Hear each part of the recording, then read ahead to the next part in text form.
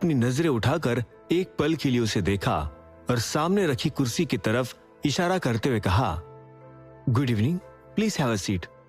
अनन्या की बात पर सिर हिलाकर हेमंत धीरे से कुर्सी पर बैठ गया। उसकी बॉडी लैंग्वेज में अनन्या को एक गजब का आत्मविश्वास और शांति महसूस हो रही थी। इतने में हेमंत ने अपनी फाइल अनन्या की तरफ बढ़ाई और कहा, ये मेरा पोर्टफोलियो है मैम। अनन्या ने उसकी फाइल अपने हाथों में लेकर खोली और उसे देखने लगी। हेमंत का रिज्यूमे देखने लायक था। उसने कनाडा की कुछ सबसे बड़ी मल्टीनेशनल कंपनीज में एग्जीक्यूटिव असिस्टेंट के तौर पर काम किया था। उसके पास फाइनेंस, लॉजिस्टिक्स और क्लाइंट मैनेजमेंट का शानदार अनुभव था। हर एक डिटेल, हर एक रेफरेंस इतना परफेक्ट कि वो लगभग नकली लग रहा था।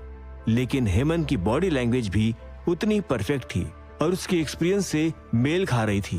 अनन्या जानती थी कि एक बार को कागज पर नकली जानकारी लिखी जा सकती थी, लेकिन किसी कैंडिडेट की नकली बॉडी लैंग्वेज होना लगभग नामुमकिन सा था। हेमंत के पोर्टफोलियो से अनन्या वाकई इंप्रेस हो गई और उसकी तारीफ करते हुए बोली, आपका पोर्टफोलियो बहुत ही इंप्रेसिव है मिस्टर शर्मा, लेकिन आपने अपनी पिछली हाई पेइंग जॉब क्यों छोड़ी और अब हमारी इस नई कंपनी को क्यों ज्वाइन करना चाहते हैं? अनन्या का सवाल सुनकर हेमंत के चेहरे पर एक सोची समझी हल्की सी मुस्कान आ गई।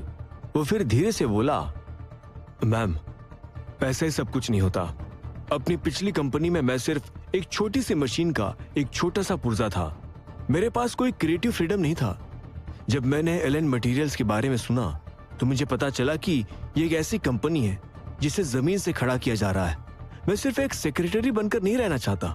मैं एक ऐसी कंपनी का हिस्सा बनना चाहता हूँ जिसकी ग्रोथ स्टोरी में मेरा भी एक छोटा सा योगदान हो। मैं खुद किसी कंपनी को जीरो से हीरो बनाने का एक्सपीरियंस लेना चाहता हूँ।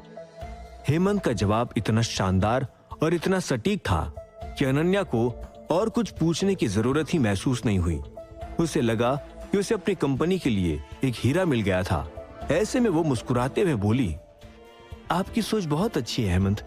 मुझे अपनी टीम में आप जैसी डेडिकेटेड और डिसिप्लिन लोगों की जरूरत है। I am hiring you. आप मेरे पर्सनल सेक्रेटरी होंगे और मैं आपसे वादा करती हूँ, अगर आपकी परफॉर्मेंस अच्छी रही तो आपको कंपनी में एक बहुत ही हाई रैंकिंग रोल पर प्रमोट किया जाएगा। एलन मटेरियल्स में टैलेंट की हमेशा कद्र होगी। हम बाकी कंपनीज की तरह ऑफिस पॉलिटिक्स को भी कभी बढ़ावा नहीं देंगे। Thank you so much ma'am. Hemant ने अपनी जगह से उठते हुए कहा। वो फिर मुस्कुराते हुए आगे बोला, आप मुझसे कभी निराश नहीं होगी, ये मेरा वादा है। मैं कल से ज्वाइन करने के लिए तैयार हूँ। एक्सीलेंट, अनन्या ने कहा। वो उसके पैशन और डेडिकेशन को देखकर और भी ज्यादा खुश हो गई थी। उसने फिर हैंडशेक के लिए हाथ बढ़ाते हुए कहा, welcome to the team. Hemant ने उससे हाथ मिलाया और फिर वो ऑफिस से बाहर निकल गया। उसका चेहरा अब भी उतना ही प्रोफेशनल और ईमानदार दिख रहा था, लेकिन जैसे वो लिफ्ट में अकेला हुआ, उसके चेहरे का नकाब उतर गया और उसके असली हाव भाव उभर आए। हेमंत की आंखों में अब एक शातिर और क्रूर झलक थी। उसने तुरंत अपनी जेब से अपना फोन निकाला और ऋषिराज को एक मैसेज टाइप किया, बॉस, निशाना लग चुका है। उसी वक्त दामोदर की हवेली के सीक्रेट बेसमेंट में अभिनव और हंसराज एक 3D नक्शे पर झुके हुए थे।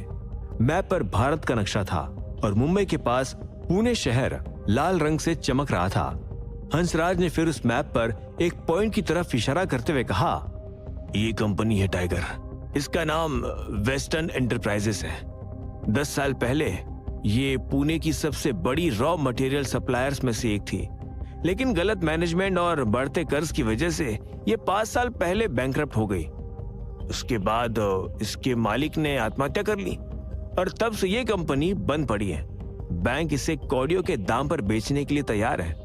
क्या ये हमारे काम के लिए सुटेबल है? अभिनव ने पूछा।